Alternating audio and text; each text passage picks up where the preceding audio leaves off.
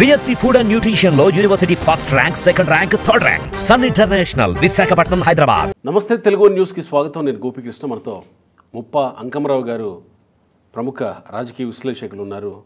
కొన్ని అంశాల మీద వారితో మాట్లాడే ప్రయత్నం చేద్దాం. నమస్కారం అంకమరావు గారు. నమస్తే గోపికృష్ణ గారు. అంకమరావు గారు, నిన్న అసెంబ్లీలో ఒక విషయాన్ని ప్రస్తుత అధికార పార్టీ బయటపెడితే ఆంధ్రప్రదేశ్ రాష్ట్రం అంతా విస్తుపోయింది. విశాఖలో జగన్మోహన్ రెడ్డి రాజధాని అని పేరు పెట్టి విశాఖకి ఏం చేశారు అనేటువంటి అంశాలు చెప్పుకొచ్చారు.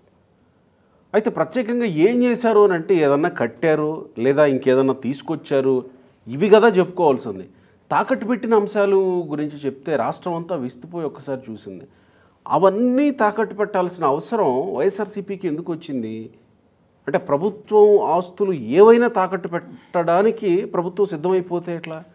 అంటే గతంలో ఒక మాజీ మంత్రి గారు అన్నారు, ప్రభుత్వ ఆస్తులు తాకట్టు పెట్టక ప్రజల ఆస్తులు తాకట్టు పెడతారా, ఉందే దానికోసం కదా, ఎలా నడుపుతారు అని చెప్పని ఒక తెలివిగల మంత్రి గారు, మాజీ మంత్రి గారు కూడా మాట్లాడారు. తాకట్టు పెట్టకుండా ప్రభుత్వాన్ని ఎట్లా నడుపుతారు అంటే ఇక్కడ మనం ఆలోచించుకోవాల్సింది ఏంటంటే, అక్కడ చూసుకుంటా ఉంటే ఒక రైతు బజారు, విశాఖలో చాలా ఫేమస్ ఇది కదా, ఒక పాలిటెక్నిక్ కాలేజీ, ఇట్లా మనం వరుసనే చివరికి ఆర్ఎన్బి గృహాలతో సహా, ఆర్ఎన్బి భవనంతో సహా మనం చూసుకుంటా ఉంటే 1900 అంటే మీరు అన్నట్టు ఒక విశాఖ ప్రాంతం, విశాఖలోనే బయట గురించి వదిలేసేయండి, ఒక విశాఖపట్నంలోనే సుమారు 14 సంస్థలకు సంబంధించి సిటీలో తాకట్టు పెట్టారు. 1900 పైచిలుకు అప్పు తీసుకొని రావడం కూడా జరిగింది. ఇక వాళ్ళకు అందుబాటులో ఉన్నవన్నీ కూడా తాకట్టు పెట్టుకుంటూ వచ్చేసారు. ఇక్కడ మీరు కనుక ఒకసారి మనం చూసుకుంటా ఉంటే చివరికి పోలీస్ క్వార్టర్లతో సహా అండి, నేను చెప్పినట్టు కాలేజీలే కాకుండా, గవర్నమెంట్ ఐటీఏ కాకుండా పోలీస్ క్వార్టర్సు, రైతు బజారు, తర్వాత ట్రైనింగ్ అండ్ ప్రొడక్షన్కి సంబంధించినటువంటి ఒక ఇన్స్టిట్యూట్కి సంబంధించింది 19 ఎకరాలు, దాని మీద కూడా 157 కోట్ల రూపాయలు కూడా తీసుకురావడం కూడా జరిగింది.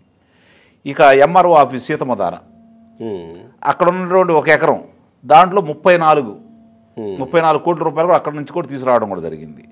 ఇక డిఈ బంగ్లా 10 ఎకరాలు 203 కోట్ల రూపాయలు. తర్వాత సిరి కల్చర్. ఇక చూసుకుంటా ఉంటే ఒక అంశం గురించి మనం ఒక విషయం గురించి మాట్లాడుకోవాలంటే గోపికృష్ణ గారు, ఇది తాకట్టు పెట్టిన అంశం గురించే మనం మాట్లాడుకుంటున్నాం. విధ్వంసం జరిగింది విశాఖపట్నానికి. అదేంటి? ఇప్పుడు విశాఖపట్నంలో పైనటువంటి ఎప్పుడుగో ప్రాచీన కాలం నుంచి ఋషికొండ అనేది ప్రజలందరికీ బాగా పర్యాటక ప్రదేశం. దాన్ని తొలిసి 60 ఎకరాలు, 1 కాదు 2 కాదు 60 ఎకరాలు దాన్ని తొలిసి ఈరోజు ఆయన ఉండటానికి రాసప్రసాదం కట్టుకున్నారు కదా. అది ఎవరికి ఉపయోగపడేది కాదు. ఎవరైనా వస్తే మామూలుగా ఇంతకు ముందులాగా. ఇంకోటి ఏంటంటే, ఆ ఋషికొండ మీద వచ్చే ఆదాయం ఉత్తరాంధ్ర 3 జిల్లాలకు సంబంధించి హరిత రిసార్ట్స్కి వస్తున్న నష్టాన్ని పూడ్చి లాభాల్లో పెట్టేటువంటి ప్రదేశం అది. టూరిజం పర్యాటక కేంద్రంగా ప్రసిద్ధి అక్కడ. అంటే వచ్చిన వాళ్ళందరూ అక్కడ ఉండేసి ఆ వచ్చే అద్దెల రూపేణ లేకపోతే ఈ పర్యటనకు సంబంధించిన అన్నీ కూడా 3 జిల్లాల్లో వచ్చే నష్టాన్ని పూడ్చి లాభాల్లో తెచ్చేది ఋషికొండ. దాన్ని విధ్వంసం చేసేసారా? దస్పల్లా భూములు లాగేసుకున్నారా? మరి ఆ ప్రేమ సమాజానికి సంబంధించి ఈవెన్ అడ్డం పెట్టుకొని, శాంతి గారిని అడ్డం పెట్టుకొని దాన్ని వెనక్కి వీళ్ళు తీసుకున్నారా? Radisson hotel, 5 star hotel, Radisson hotel. అంటే ఇది నా ప్రశ్న ఏంటంటే, రాజధాని అని ప్రకటిస్తే అక్కడికి ఏమన్నా కొత్తగా తీసుకురావాలి కానీ ఉన్న వాటిని చేయడం ఏంటి అని ఆయన ప్రకటించాలని కాదు ఆయన కోరిక. గతంలో వాళ్ళ తండ్రి గారు ఉన్నప్పుడు వాళ్ళకి, వాళ్ళ అనుయాయులకి కేటాయించిన భూములు రేట్లకు అమ్ముకోవడం కోసం దాన్ని ప్రకటించిన అతనికి తెలుసు. రాజధాని విశాఖపట్నం కాదు అని ఆయన క్షుణ్ణంగా తెలుసు. అమరావతి నుంచి అంగుళం కూడా కదిలించలేరని వాళ్ళందరికీ క్షుణ్ణంగా తెలుసు. కానీ వాళ్ళ ఆస్తులను అమ్ముకోవడం కోసం, మిగిలిన వాళ్ళ ఆస్తులు లాక్కోవడం కోసం చాలా ప్రశాంతమైన వాతావరణం, చాలా వాళ్ళు పొలైట్ పీపుల్స్ అక్కడ ఉండే విశాఖ ప్రాంత వాసులు ఎక్కడి నుంచో వెళ్ళి వ్యాపార పరంగా, ఉద్యోగ పరంగా అక్కడ నివసించే వాళ్ళందరూ, అక్కడ ఉన్నటువంటి ఉత్తరాంధ్ర ప్రజానీకం చాలా సౌమ్యులు, వాళ్ళు వివాద రహితులు, గొడవలకు రారు.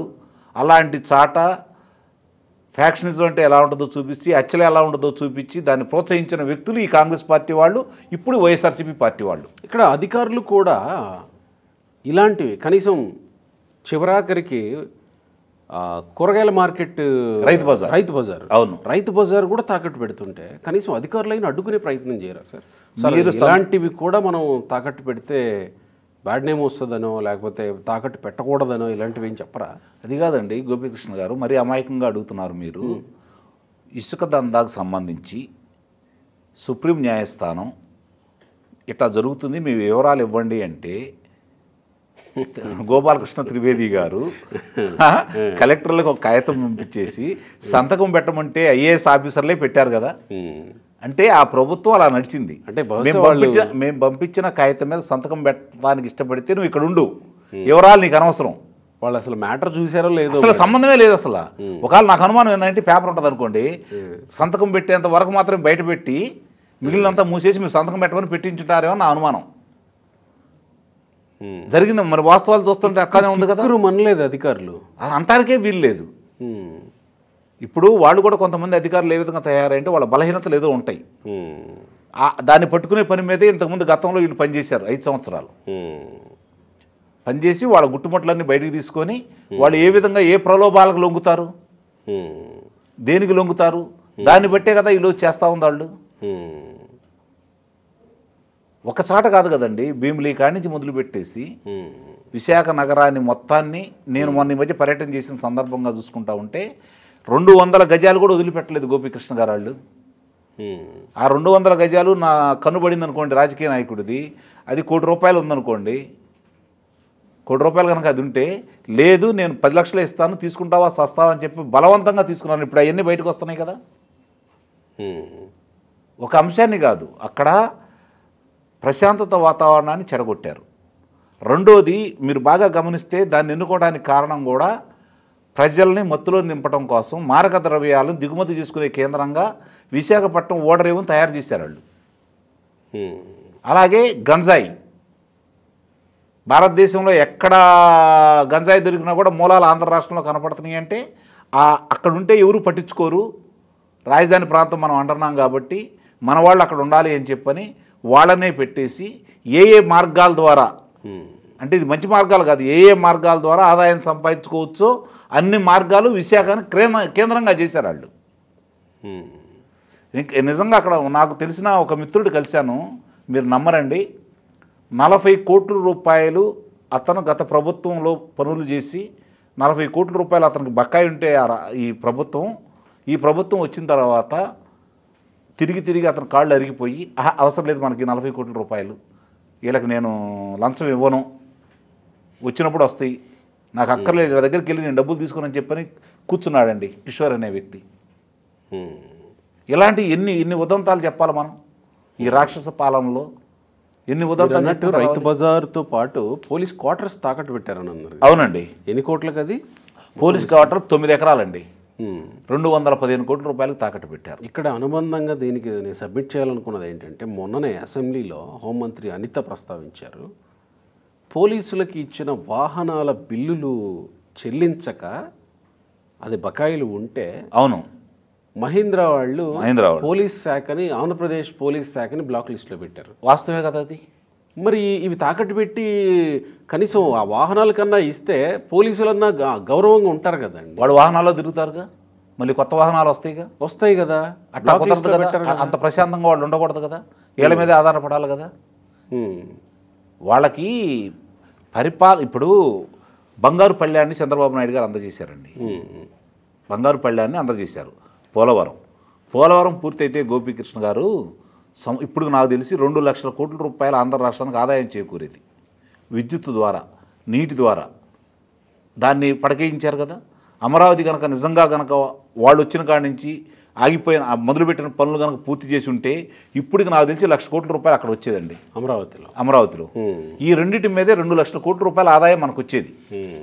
అది కాకుండా ఇప్పటికి అద్దెలు కడతానే ఉన్నారు కదా.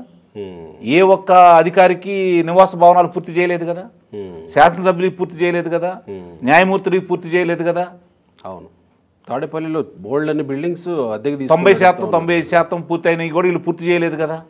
ఇప్పుడు చూడండి, దాన్ని అక్కడ ఉన్నటువంటి అడిని తొలగించడానికి అంటే వీటినేమో ఇక్కడ అద్దెకు తీసుకున్నారు, అక్కడ ఉన్న వాటినేమో తాకట్టు పెట్టారు. మిలీనియం టవర్స్లో పనిచేస్తున్నటువంటి సంస్థల మొత్తాన్ని బయటికి పంపించారు కదా, ఐటీ కంపెనీలు ఏవో మొత్తాన్ని బయటికి పంపించేశారు కదా. అంటే ప్రశాంతత వాతావరణం ఉండకూడదు, మా చెప్పు చేతల్లోనే ఉండాలి, ప్రజలు మత్తులో ఉండాలి, యువతి యువకులకి ఉద్యోగ కల్పన ఉండకూడదు, వాళ్ళకి ఆదాయ మార్గాలు దొరకకూడదు, మనం ఇచ్చేంటి సంక్షేమ పథకాల మీదే ఆధారపడాలా, మనమే దిక్కు, 30 సంవత్సరాలు మనమే ఉంటాం, బెదిరిస్తాం, వాళ్ళు వచ్చి ఓట్లు కూడా వేయడానికి వీల్లేదు.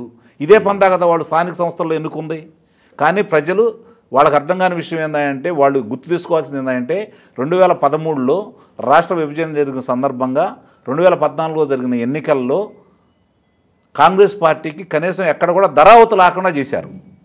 2019లోనూ రాకుండా చేశారు, 2024లో కూడా రాకుండా చేశారు. అంటే ఒకసారి ప్రజలు, ఆంధ్ర రాష్ట్ర ప్రజలు ఒక నిర్ణయానికి వస్తే ఏ విధమైన తీర్పిస్తారో వీళ్ళకి అర్థం కావట్లేదు. ఇప్పుడు కూడా వాళ్ళ ప్రాంతంలో ఉన్నట్టుగానే అన్నీ చేయాలనుకున్నారు. చివరికి వాళ్ళ ప్రాంతం ఏమైంది చెప్పండి. ఈరోజు 52 నియోజకవర్గాలు ఉన్న రాయలసీమలో 49 నియోజకవర్గాలు గెలిచిన మీరు ఈరోజు 7 నియోజకవర్గాలతో సరిపెట్టుకోవాల్సి వచ్చింది. అది కూడా చెబుతున్నానండి, తెలుగుదేశం ప్రభుత్వం కూటమి చేతగానితనం వల్ల గెలిచారు, ఒక నియోజకవర్గం తప్ప. మిగిలిన 6 నియోజకవర్గాలు కూడా వీళ్ళ చేతగానితనం వల్ల మాత్రమే గెలిచారు వాళ్ళు. Right sir.